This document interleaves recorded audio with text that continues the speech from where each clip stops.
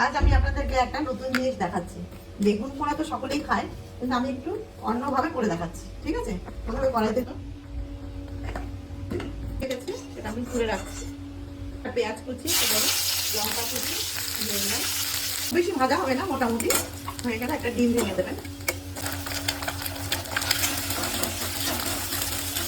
এখন একটু brown brown হলে তারপরে বেগুন পোড়াটাকে চটকে নিয়েছি আমি, চটকে তারপরে কড়াতে দিয়ে দেবেন। একটু মিষ্টি দিতে পারেন, এটা অপশনাল। ধনেপাতা কুচি দিয়ে দেবেন। ওই শুকনো লঙ্কাটা ভেজে রেখেছিলাম, ওটাকে গুঁড়ো গুঁড়ো করে দিয়ে দেবেন।